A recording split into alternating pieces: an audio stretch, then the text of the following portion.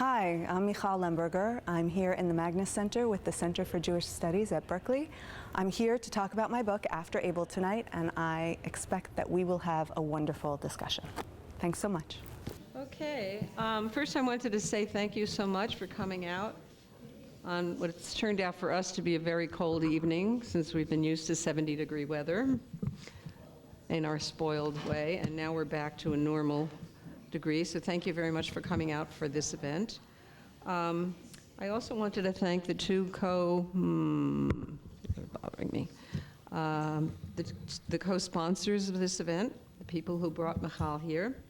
And those are the UC Berkeley Gender and Women's Studies Department and the Graduate Theological Union Women's Studies Program in Religion. Thank you both, because without you, as you know, these programs couldn't exist. I also wanted to bring to your attention what you'll find on your, should be on everybody's seat, this attractive-looking long and narrow piece. These are programs that are all sponsored by the Center for Jewish Studies. How many of you are on the Center for Jewish Studies email lists? Great. You know, this is a center that started thanks to the University of California at Berkeley only a couple of years ago. And it really needs the support of everyone because, as you know, all universities are facing trouble today. And no more than a public universities are right at the top of that list. And one of the greatest public universities in the world is the University of California at Berkeley. So appreciate your supporting all the events and in any other way you can, the Center for Jewish Studies. My name is Joan Beater. I teach at the Graduate School of Journalism, and I am on the board of the Center for Jewish Studies. We work very hard to try to bring as many good speakers here as possible, including Michal Lemberger, who is our speaker tonight, whom I've never met. And I must say I hadn't read the book, so I quickly went online to see what I could find out about Michal and about the book, and now I'm very excited to meet her. And by the way, books will be sold if you're interested afterwards. I think it's $16 a book, and she'll take credit card or cash, or if her slider thing is working, she'll, oh, I said credit card already, did I? Yeah. So when you hear what her talks, I think you'll be even more interested in reading more about the book, reading the book further. So as a general introduction, I'll just say that Michal is a writer, editor, poet, and teacher, long interested in the stories and experiences of women and the landscape of the ancient world.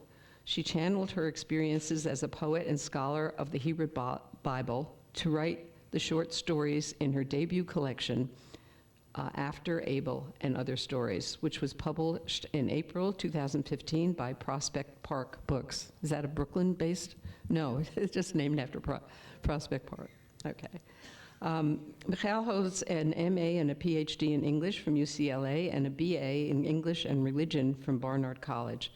She's taught the Hebrew Bible as literature at UCLA and the American Jewish University, which is in Los Angeles, as many of you probably know. She was born and raised in New York and now lives in Los Angeles with her husband and two daughters. Ooh, scary. I did read the Kirkus Review, which was just a wonderful review of this book, and I wanted to quote a couple of things from it, which will give you a tone of what the book is like. The review says that in this debut collection, 9 stories shed light on the Old Testament women, famous, infamous, and obscure. The reader's sympathy throughout the collection will be drawn not to the established biblical heroes that we've all been taught about, but to the misunderstood or otherwise marginalized minor players. And Michal apparently is able to do this while avoiding outright irreverence or anachronism. Her diction gives cogent voice to her underestimated or overlooked narrators, and it calls the book original and thought-provoking. And then there are 2 quotes about the book that really intrigued me even further. Oh, before I give you the quotes, let me just say that a lot of people, well-known people, also thought highly of this book because it was a finalist for the 2015 National Jewish Book Award. It received honorable mention from the American Library Association's Sophie Brody Medal, and it was named one of the Jewish Book Council's 15 fiction books that have shaped Jewish life in 2015. So if you didn't read this in 2015, you're already behind in your Jewish life. So it's a good reason to read the book. But a couple of quotes about the book that intrigued me. One is both by authors. One says that what struck me most about these stories are their clear, assured confidence, as if Michal Lemberger had pulled apart some of the lines in the old story, spied a new story tucked in there way off in a corner, shimmied in a fishhook, and pulled it out. That was one, I thought, intriguing comment. And the other one is by Dara Horn, an author, who says, "This is a beautiful book of modern midrash, the ancient Jewish tradition of telling the stories between the Hebrew Bible lines. The women I thought I knew have come alive in these gorgeous and captivating stories, and they are unlike anything I expected. Their bravery and radiance remained in my mind long after I finished reading." So I think that's a pretty good introduction, and with that, I welcome Michal to talk about her and read from her book.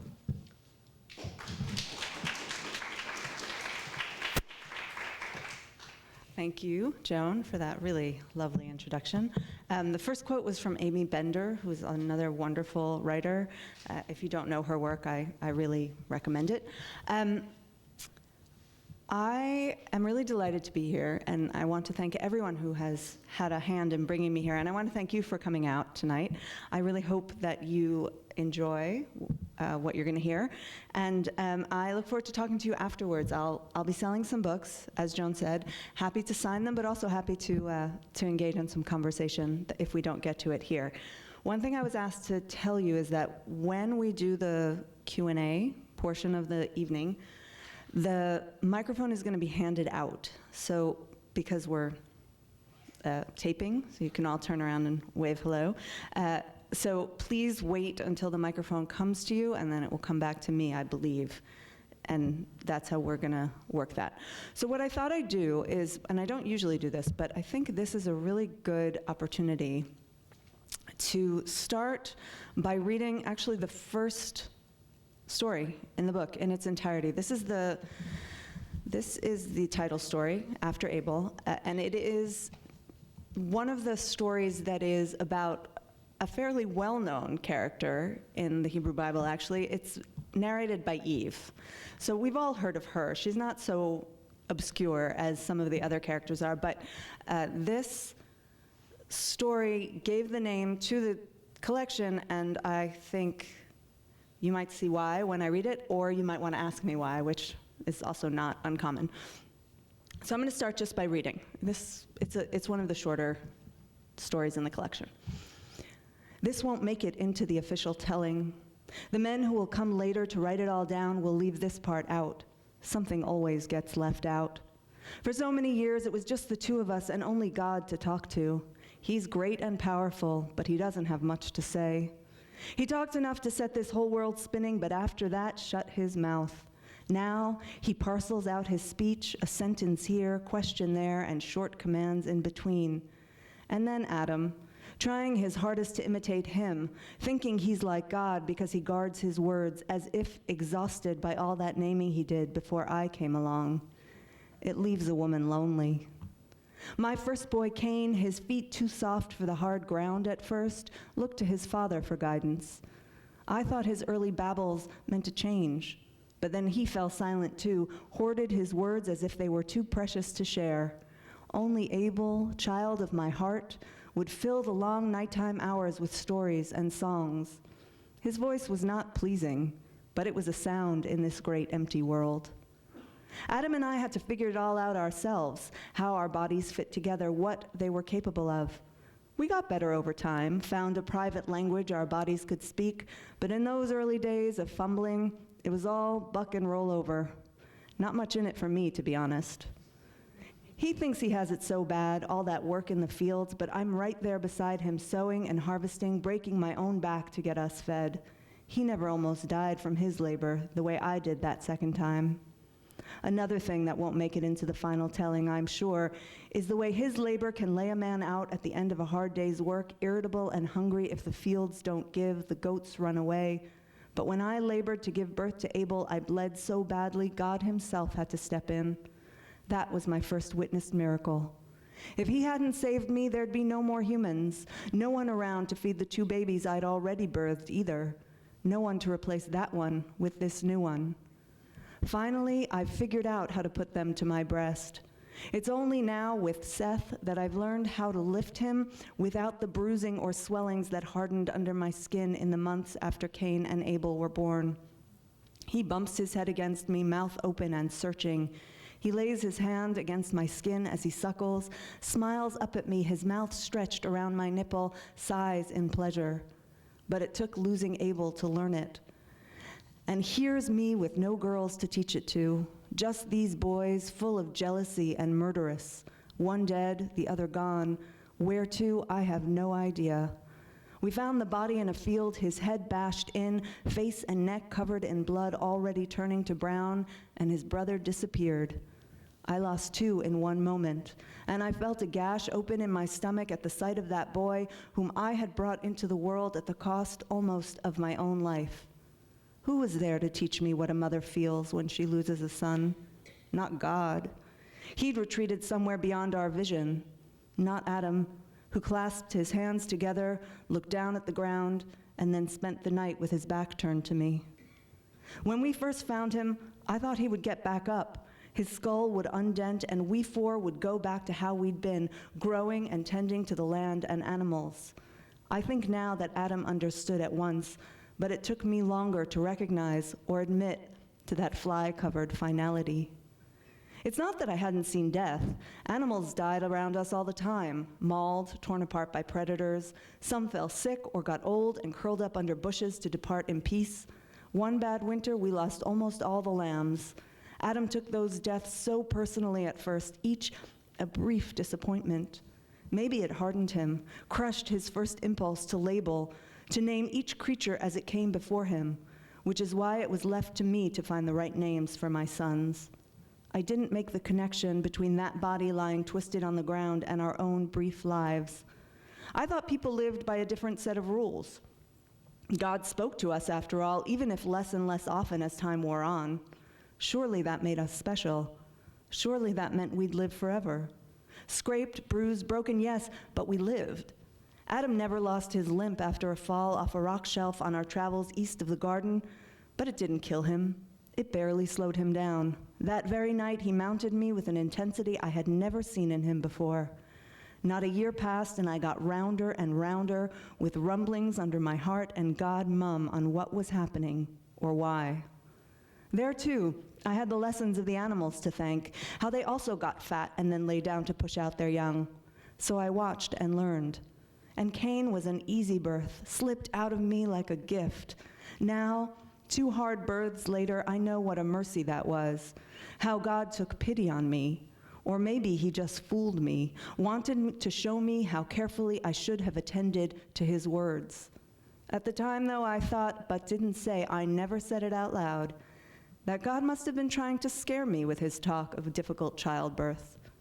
That first time, a little panting, some cramps, and then him, slick and covered in white, his face puffy, but his form a perfect replica of his father's.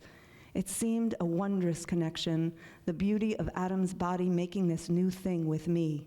I was fooled by it, fooled into wanting more, my desire growing stronger as the weeks and then months passed.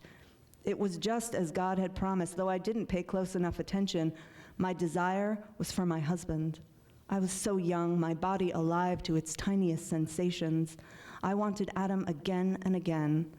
After we fled the garden, wrapped in the skins God had covered us with, we found out what cold was and clung to one another. But the warmth between our bodies made Adam's clothes bulge and his breath quicken. His weight on me, the rocking of his body into mine, made me crave more. Dark came so early in those days. Nights I spent cataloging every part of him, naming and touching, shoulder, elbow, nipple, stomach, shaft, scrotum, each a discovery, a new source of delight. I think now that God must have known how little his words meant to me when he first said them. He must have waited to show me how wrong I had been. He had promised labor, that I would work to bring life into the world. How else to explain the screaming pain of Abel's birth? the pushing and pushing down through my bowels, and him not coming, stuck as if in a vessel stoppered with rags. My womb was a cave hiding the clay of his new body from the winds, and it did not want to give him up. Perhaps my body knew even then that losing him would be the greater pain. No, this will not make it into the final account. The men who will come to tell this story will never know that teaching this new baby how to be a man is the important part. They will think the tests ended where punishment began. I will protect Seth, and he'll be my last. I won't do it again, give over everything in me to make him, only to see him crumbled like a leaf off the tree, the ground mulching to reclaim him. God didn't tell the whole truth, but I've grown used to that. My desire has changed. It's not for Adam, who continues to reap and plant, whose body grows leaner, his skin slacker each year. When he turns to me now, I turn away. Everything I have is saved for Seth, the last of my womb, who has to grow tall, who has to learn better how to survive this world. I have so much to teach him. He needs to know how to speak to God and the world in the languages they understand. Adam also got it wrong. He focused on the penalties, the pronouncements, on our banishment, but he confused the consequences for the cause. Here's what happened. God said one thing, the snake said another, which is how I learned that someone had to be lying. That was the knowledge. That was my first step out of the garden, and no one chasing me with a flaming sword. It wasn't the bite into the fruit or sharing it with Adam. I knew that one of them had told the truth, the other hadn't, and the only way I'd know which was to take the fruit into my hand, into my mouth. Here is the real lesson. Only God got to say which was good, which bad. Not because of truth, no. He got to decide because I, had tasted what it meant to see a future of our own making. That's what he couldn't allow. So he showed us the cost of choosing the wrong truth, showed us the door, and then shut his mouth tight. Believe me, they're going to get it wrong when they tell my story. They'll miss what it meant to raise my boys. They'll write them off with a sentence. They won't show the mistakes I made, who had no mother to teach me how to love, no father to brush the hair from my face, the dirt from my scrapes. God was our only model, and we took all the wrong lessons. Adam to walk silently through his life, and me with my decrees and a quick slap across the face when they were defied. It took this, one dead, the other disappeared, to see what I could not have known all along. Cain was too much like me, too quick to anger, too quick to hide. I have finally learned. I will do better this time. I won't raise my hand. There is no lesson so urgent it has to end with Seth's cheek bruised and streaked with tears. I never want to see a son of mine cower in fear or hide from my anger. That's my promise, even though no one will ever know it. None of that will replace my other boy, though. It won't restore either of them. I was born twice before. Once, when I woke next to Adam in the garden's shade, the green world opening to welcome me, the last of its fruits. Then again, with that first rush of water between my legs, the small body cradled to my skin. This is the third time, and the last. I cannot be as I was. Now, mother and mourner both, I finally understand. To be mother of the living is also to be mother to all the dead. Abel, my son, has come and gone, and I, the ground from which he rose, remain. They won't write it down. They won't know, but I will not forget. Thank you. Thank you. So one of the goals that I had when I was writing the stories in this book was to show these characters in ways they haven't been shown before, which makes sense, because otherwise, why write a book? And one thing that struck me about Eve's story is that when we think about Eve, we think of her in a unit, Adam and, right? Adam and Eve. We don't really think about her as a mother. We don't think of her as Cain's mother, Abel's mother, Seth's mother. And yet, she was the first mother in the Bible, and Cain and Abel was the story of the first fratricide, which means that she watched her son kill her other son. And it seemed to me that that was a story that needed to be told, because I had never seen anyone focus on it.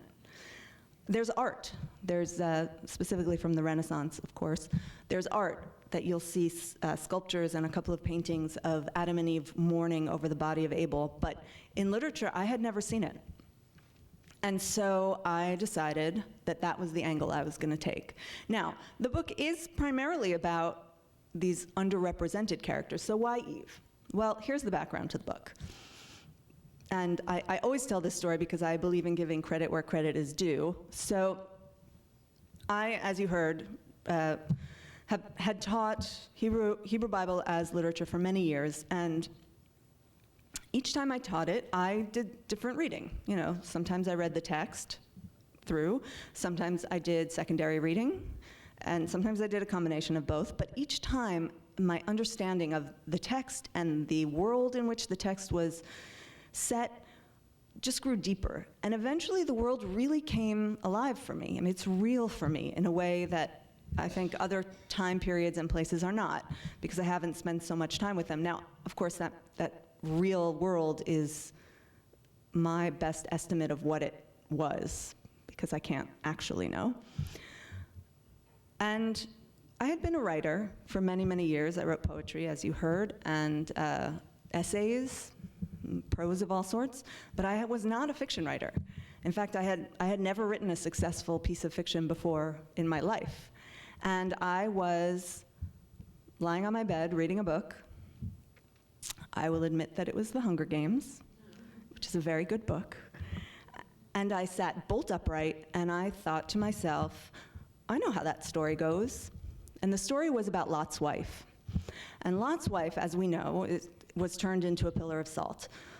But what is never focused on is what comes before, which is that before the city of Sodom is destroyed, her husband Lot offers his 2 young daughters to be raped by a crowd of men.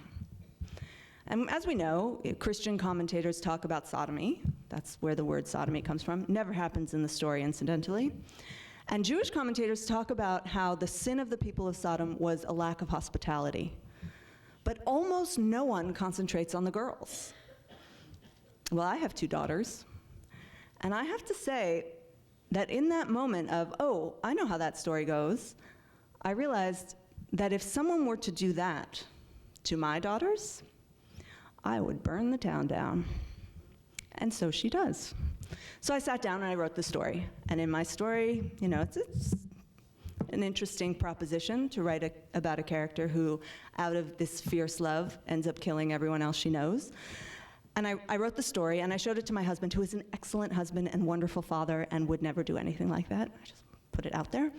And he said, you know, this is good. You should write a book. And I said, but I'm not a fiction writer. I just wrote a story. I had a story in me, so I wrote a story. He's like, no, you should write a book. And I said, sure. And he just kept coming back. So, have you written another book? I mean, another story for the book? Have you written another story? And he just didn't let it go. And eventually, I thought, oh, yeah, I could write another story. So I sat down and wrote another story, and it was a little harder because this time I knew I was going into it to write a story.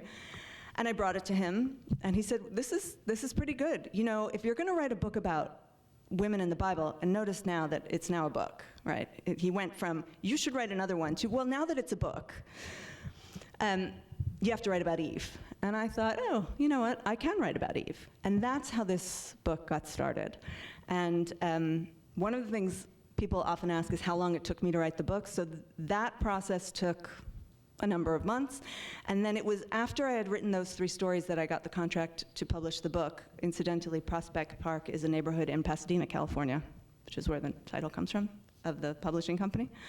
And I got the contract on March 31st, and I remember that because it is my birthday. And I had to hand in the rest of the manuscript on July 30th. So I wrote the rest of the book really quickly. So it really did help that I had been thinking about this material for many, many, many years, which is how I was able to do that. And it was really a wonderful and hard experience. You know, I think I never really understood emotionally complex it is to write fiction before I wrote this book, because some of these stories were really hard to write. One in particular was just an emotional morass. I mean, it was just so dark, and I just had to live in it. So I gave myself a reward. After writing that story, I wrote from the perspective of an 8-year-old girl, and that was my reward to myself.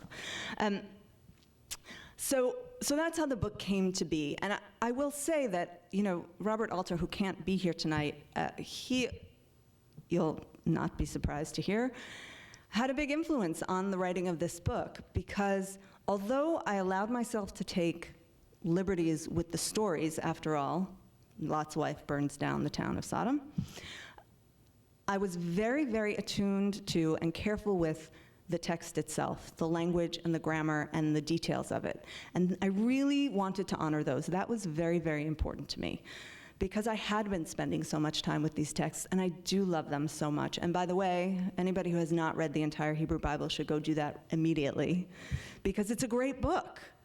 It's great. It has these amazing stories in it. And one thing about them is their style. They're very terse. Right? It gives only the information you need to have, and that's it. And that's why Midrash, the corpus of Jewish literature that creates stories around the text itself, could blossom, because there are these gaps that we can enter into imaginatively. And that's what I really feel I did. I entered imaginatively into the gaps where I saw them. So there was a gap for me in the treatment of Eve as a mother. That was just a gap that nobody had filled, and so I could go in and fill it. And that was very exciting, especially for somebody who never written fiction before, to really say, oh, you know what? This is gonna work. And I'm very happy that the people at Kirkus agreed. So I thought that I would read a little bit more, if you'd like me to. I'm going to read from Lot's wife, since I already, introduced that to you a bit. And I'm going to read the very end of Lot's wife, the end of the story. So she's already burned down the house and the town, and she and the daughters have escaped out of the city. The girls took off, sprinting like gazelles across the flat land. She followed behind, going as fast as she could, the heat from the blaze growing stronger on her back. Soon, she could barely see her daughters in the distance, just two slender forms moving easily through the night. But her ankle throbbed.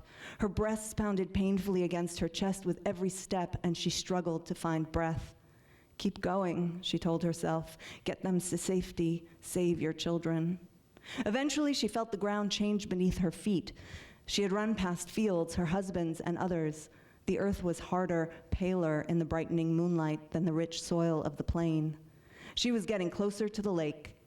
They wouldn't be able to stay there out in the open, even on a warm night like tonight. They'd have to go further, up into the foothills. But she felt safer now that she had run this far. Up ahead, she could see her daughters, the surface of the water winking behind them as they waited for her to catch up. But she couldn't take another step. She was too tired. Her breath caught with every inhalation. She worked hard every day of her life, but she had not run like this since her own childhood, when there was time for games, when she and her brothers and sisters ran through the flocks, teasing the animals and running away before they could get hurt. Bending over, her chest heaved painfully. She rested her hands on her soft thighs. Her whole body seemed to be trying to breathe. Even her arms and legs shook from the effort. Standing back up, she reeled as the blood rushed away from her head, sent her body staggering, and turned her to face the way she'd come. The plain stretched out behind her. In the distance, a few small figures scuttled away from Sodom, which was still burning higher now than she ever thought possible. Only then, as she watched those tiny human shapes, did the truth of what she had done hit her with its full force.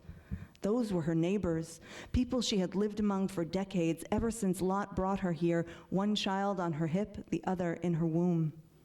Images of the life she had led of her husband and children passed quickly through her mind. Then others, her friends, the courtyard she had claimed as her own, the bed she had shared with one man since the age of 12. It was all gone. Her husband, who would have whored his own daughters out over some foolish sense of pride, he was in there too.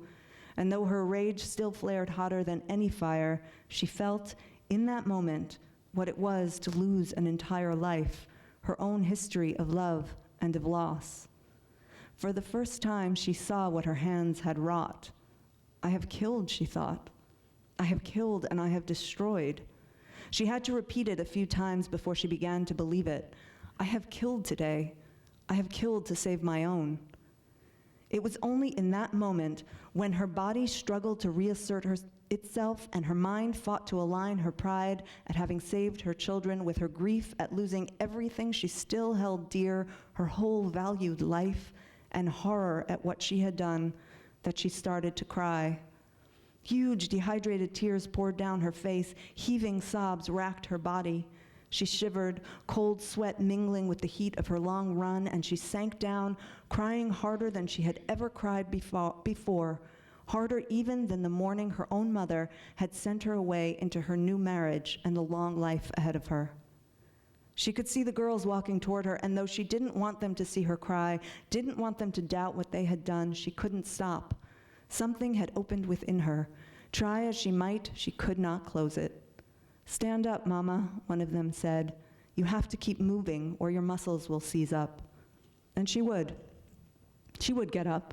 She would let her daughters, each as tall as she was now, half carry her along the lake's shoreline and up into the hills. She would find a cave for them to stay in for the night. Her girls, curled around her like lambs, would collapse into an exhausted, grief-stricken sleep. She would wake the next morning to explain to her bewildered children that they could never return to their homes, that they would have to forget all they had ever known, even their father, and look only into the future. She would calm them when the full shock of what they had done hit them and their fear of God's wrath shook within them. She would explain that they had done God's work the previous night, or the work God should have done when a man would ask a mother to sacrifice her virgin daughters for his own stupid honor. She would tell them they were instruments of God's wrath, that God had guided her hand and theirs when they set their home alight. And then they would all sleep again. When they next woke, she would drink the water her daughters had collected from a nearby spring and eat the figs they had picked from a tree along the way. She would face their anger when they accused her of ending their lives, of making sure that there would be no man left in the world who would have them. She would soothe them, say that the riches they had stuffed into the saddlebags before they ran from the city would buy them a new life. She would brush off their suspicion that fatherless daughters could achieve anything other than lonely destitution. She would promise to find a way. Within a few days, once her ankle healed, she would keep that promise, take them to a small market town where no one knew them. She would find an unscrupulous or incurious broker who would take her money and hire a man for her. Her man would go out, purchase land where the three women would live. At first, he would ask when, as she had promised, his master would arrive. After a while, in the face of her silence, he would stop asking. She would direct him to buy sheep and goats, to hire field hands and shepherds and slave girls.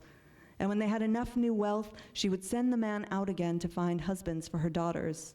She would see them married and grow large with child. She would hold her grandchildren on her lap and know she had done something good. But for all that she would go on to do, Lot's wife, who had once been called Puah, would never rise from that spot by the side of the moonlit lake. She would never stop crying fat, salty tears for the life she left behind in flames. Thank you. Thank you. Thank you very much. So I do think, and I really do believe that it is important to have these alternate perspectives onto texts that we think we know very, very well. We all inherit the Bible in one way or another. Sunday school, general culture, religious life. And some of us know things more intimately than others, and some of us have only the vaguest idea that the stuff we even know is from the Bible, but it is. You know, there's all sorts of stuff in our culture that's just biblically based, which is one of the reasons I say people should read the Bible. And we take it for granted. It's just part of the world we know. We don't even question it. We don't investigate it in any way. And yet, when we stop and we say, well, what is happening in the text, and how can I understand it? Then it comes alive in new ways, and it lets us see what we've taken for granted and what really has solidified into a very static reading in, a totally new light. And I find that quite exciting. Of course, it worked to my advantage because I got to write the book. But I do find it exciting, and I think that there's room for a lot of other stories to be told. And that's the wonderful thing about the Bible, right? It's been around for thousands of years, and we keep finding new things to say about it. There's a reason why it's the most popular book in the world, because it's the gift that keeps on giving. And you don't have to actually believe in it religiously to think that, because it's just narratively so rich. There are so many moments of resonance and parallel. So, for example, I got to play, because I didn't know that I was actually writing this for an audience when I started it, and I got to play around with things. So I got to do things like embed little pieces of Job into the story of Eve, and use allusions to the language of the stories in just tiny little ways. And they're just for my pleasure and for, basically the 6 other people who would notice, frankly. But if you are one of those 6 other people, then that's there for you. That's like an extra little, what is it called, an Easter egg? Not the right metaphor maybe for this crowd, but, And so I was really allowed myself to play. And we don't think about the Bible in terms of play, right? Because it's serious. It's the Bible. And we can't treat that lightly. That's a holy text or an ancient text, depending on how you think of it, or an ancient holy text. But the truth is, it opens itself up to it. And that is one of the things that's wonderful about the Jewish way of engaging with it, is that that's legitimate. That opening up, that's what we are invited to do. So please go out, and you should all write your stories. There's a lot left to do. This is a pretty small book. So I thought maybe I would take some questions, because usually people want to ask some, and then I'll answer them, and that will maybe lead us into a larger discussion. Ashley, are you going to hand out? Oh, you have your own. Okay. So is there anybody who has a question or a comment? Oh, wait. Just wait for the microphone, since it's being recorded. Who are some of the other women who are in your stories? Okay, so there's Eve, as you know, Lot's wife, as you know. Hagar, who is, the Egyptian slave to Sarah and Abraham. Miriam, she's the 8-year-old girl. So her story is from the perspective of her as she's taking the basket with her baby brother down to the Nile. I'm gonna just read this. Zeresh, who is the wife of Haman. So if you know the story of Esther, right, there's Haman, and he's the bad guy. He's a big general baddie in all ways. And he has a wife who is mentioned a couple of times, and what I found fascinating about her is that if you read the book carefully, you see that she understood what was coming. She saw that this was not gonna end well for them. And what struck me as truly tragic for her is that she's not a sympathetic character, and yet at the end of the book of Esther, Haman and his sons are killed. But we hear nothing about her. And which is worse, to be killed or to have your entire family killed? So that was actually the second story I wrote, because I like to take on more than I can handle. And then Yael, who is, she kills Sisera, the general. It's a wonderful, juicy little moment, very juicy in many ways, because she impales him to the ground with a tent peg through his head. So that's fun and violent. Penina, who is the co-wife to Hannah, And Hannah is the prophet Samuel's mother, and she is very much the heroine of the story as written in the Bible. She can't have children, she is tortured by it, she goes to the temple and she prays, and the priest at the temple accuses her of being drunk because her mouth is moving as she's praying, and this was just not the way people interacted with the divine at the time. The only way to have any communication with God was through sacrifice. But she was a woman, so she didn't give her own sacrifice. And she came and she spoke from the heart. And the whole history of prayer is really said to trace back to that moment. That's what the rabbinic tradition looks to as the inception of prayer and liturgy in the Jewish tradition. So she's very much the heroine, not to mention that Samuel becomes this great leader of the people. And in order to make her the heroine, she is set against Peninnah, who's the foil, and she is fertile, has many, many children, but unloved by their husband. And that's a pattern we see over and over in the Bible. You know, Rachel and Leah, right? Rachel is loved by Jacob, but Leah has lots of children. And even Sarah and Hagar, right? Hagar can have a child, Sarah can't. And Hannah and Peninnah. And we're so used to seeing this story from Hannah's perspective, but what if we saw it from Peninnah's perspective? And this is the one that was really, really hard to write, because it's a lonely life. You know, she's abhorred. You know, she is there to have children. She's not there to have any emotional connection with the people around her, and she is as tortured by it as Hannah is by her childlessness, but is not given any sympathy or love for that. So Peninnah is the narrator of her own story.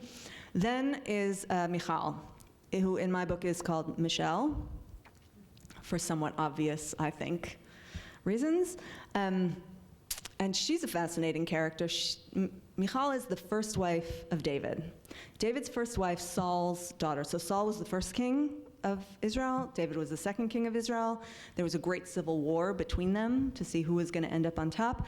But before the civil war, David was one of Saul's great warriors, and he married off his second daughter, Michal, to David, who then turns around and abandons her. And the text in the book of Samuel is quite clear on this.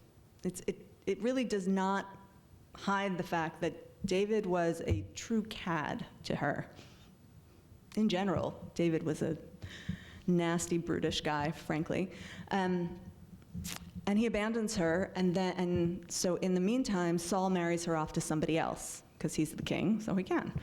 And David finally takes the throne, and he takes power, and his first pronouncement is, "Send me back my wife Michal," because she brings the supporters of Saul with her into the marriage, right? There's been this civil war, and that is the way to consolidate his power. It is not about loving her. That is very, very clear. And the way it's clear is that the story, and it's just a couple of sentences here and there that you piece together, when his general goes to collect her, the text says that her husband, her second husband, walks behind her crying until a certain point, which means that in the interim, in those years between when David had left her high and dry, and in the moment in which she saves his life from her father, and the moment he demands that she come back,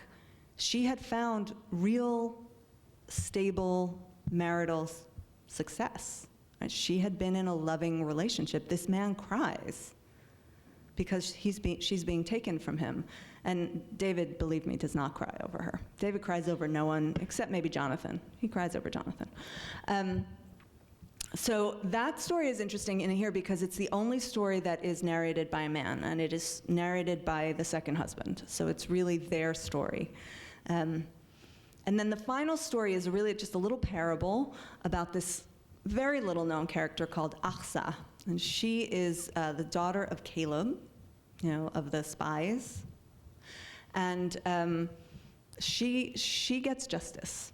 right? He tries to use her as a pawn, and she says, you know what, if you're gonna make me part of your play, political play, I'm gonna need to get something from you.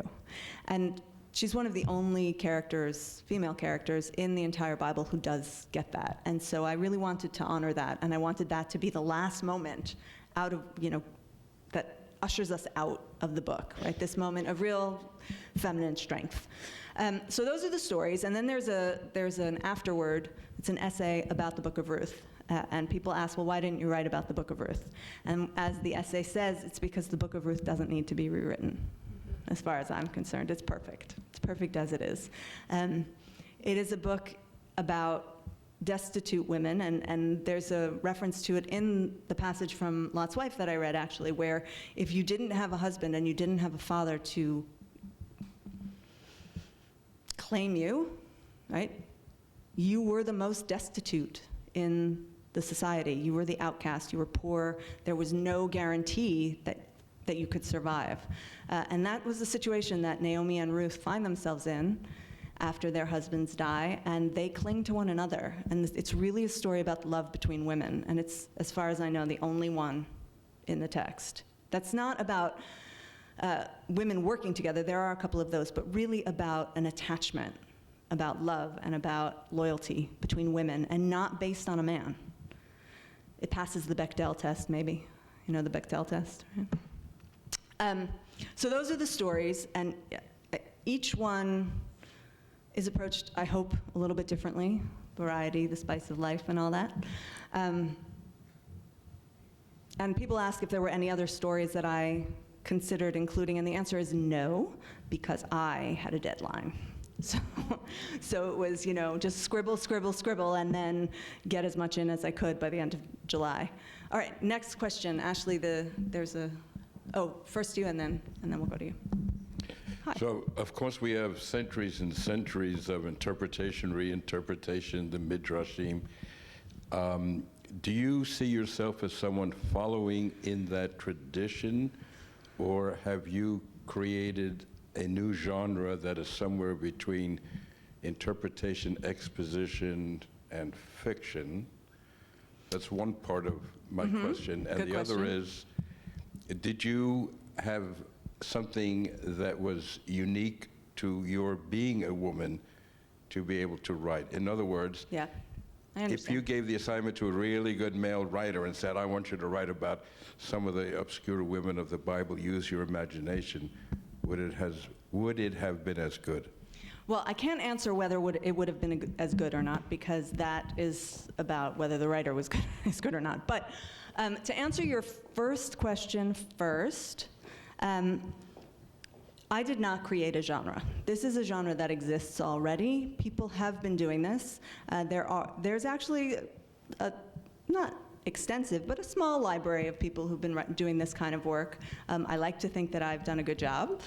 But the one text that people mention a lot is The Red Tent, which my book is, I don't really think my book is like The Red Tent in a lot of ways.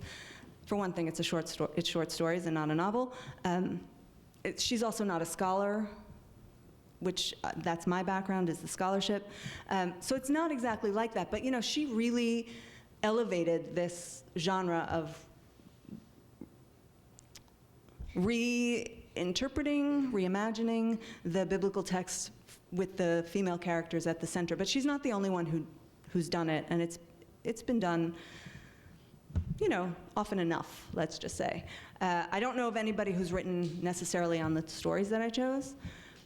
So whether it's Midrash or not, this is a question I get a lot. I am not going to say whether it's Midrash or not, because I'm going to let you decide whether that's true or not. I call it fiction. I call it fiction because there's no rabbinic message in my stories. Right? Midrash is about teaching a lesson that is in accord with the rabbinic tradition, and that wasn't my goal. So that's not to say that you can't think it's Midrash. I have had people say, you're wrong, it is Midrash. So by all means, I mean, Dara Horn said it, and who am I to argue with her, frankly?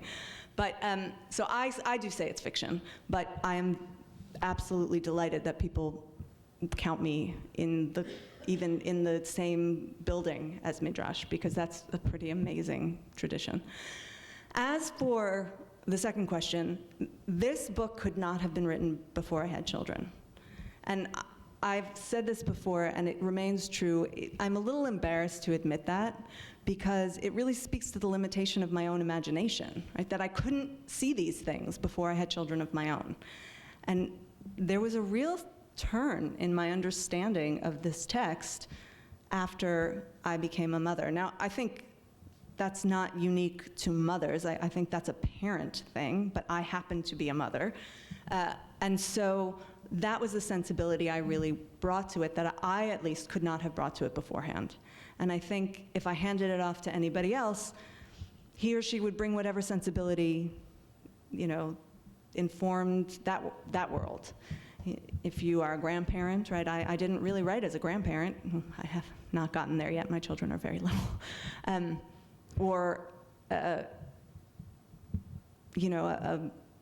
gay man writing about women in the Bible, that would be, I think, different than a father in a heterosexual marriage writing about the women in the Bible. So I do think that, who the writer is definitely influences the perspective. And I think that's great, because here I am saying that my whole understanding of the world just really opened up after I had children.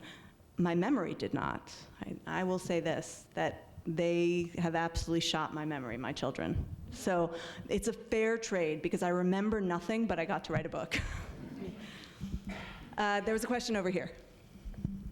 I'm curious about the order of the stories. Mm-hmm. So I did make it through 2/3 of them. Oh, thank you for reading it. And that's a longer conversation. But what I'm curious about is, I mean, you said that the ending story was ending on a, the Aksa, who gets what she wants. Yeah. But along the way, how did that happen? That's a very good question. So we did not order them chronologically. So obviously Eve is first. It's hard to come before Eve, so she's first. And for a few stories, they do appear in the order that they are appearing in the original, in the biblical text. But after that, it's all scrambled. And that is because we were trying to vary the mood and the length. So for example, the Peninnah story is quite heavy, and we didn't want to follow it with another very heavy story, right? We really wanted that story to be bookended by some things that were maybe a little bit lighter in the scale of this book, which is not a book of comedy. So that's how we decided that. I knew that I wanted Saul's daughter, which is the longest story, to be second to last, and build up in length. And I knew that I wanted Aksa, which is the shortest story, and it's really written as a parable, or as a fairy tale, let's say, to be last. And then within that, we played around until we found the right order. Yeah. Someone else? I had a quick Yeah, kind Ashley, of comment please. / question. When you were reading the excerpts from the book, which I have not read yet, but I will, it reminded me of Ovid's Heroides. I don't know if you've ever read any of them, but there are these short kind of letters, mostly, letter style, of like, one is like from Penelope to Odysseus, and they're from the classic world, and it's, again, these kind of ancient example of similar work that you're doing, and giving the feelings and emotions of these women that are so a part of kind of this classical tradition, and giving there. So I just was wondering if you had ever read. Well, I mean, I do know that. I do know those traditions somewhat. I haven't necessarily read those, epistolary style stories. This is something that happens in literatures of the Western world all over the place. It's not unique to the Bible. I mean, look, classical literature to begin with, it's all tellings and retellings and retellings, so there's a lot of room for individual styling, let's say, an individual perspective. But yeah, I mean, as I said, I didn't create a genre. There's what somebody said there are about 6 stories in the world, and we just keep finding new ways to tell them. So this is not a new genre. This has been around for a really long time, and what's wonderful is that we can still find things to say. Yes, I was interested in the selections that you made. Most of the women that you chose have not been used in other collections like this, and there aren't that many, really. Right. But you did use Eve, and that seemed to me to be really an intimidating choice, considering, I mean, Judith Plaskow to begin with, and then all the midrash and all the stuff on her, and I was curious about why her. Well, I think you might have walked in a little bit late, and so you missed the story, but it was because my husband, who is very wise, said, you know, you can't write about women in the Bible if you don't write about Eve. So it really came down to being that simple. But then the story itself was about Eve as a mother, and that was the angle that helped me get into the rest of the book. Yeah. Do you have any plans to continue with this and write about additional women in the Bible or in Jewish history? And if so, who? Yeah, right now I'm not going back to the Bible. Never say never. You know, this is a text I've been working and thinking about very, very intimately for 20 years or so, maybe even more if you go back to like my elementary school, day school experience. And so I would never say never, but for right now I'm not focusing on the biblical stuff.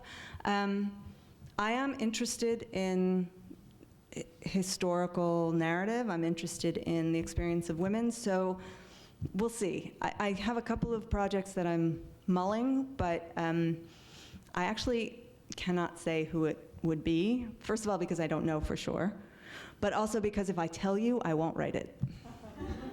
It's not superstitious. It's just it will be out into the world, and then there'll be no need to actually sit down and write the book. So I can't say. Yeah. Hello, Professor Hello. Lemberger. Thank you very much. I have a comment and a question.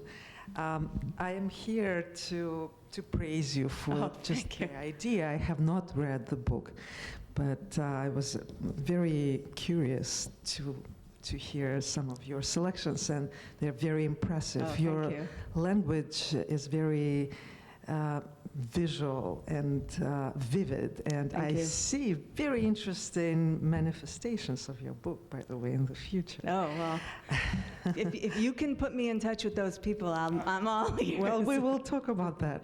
I am wearing very telling T-shirt that is also about women, and I wanted to present very special card related to this cause of women's specific heart disease that is #1 killer in women that very few people are aware of.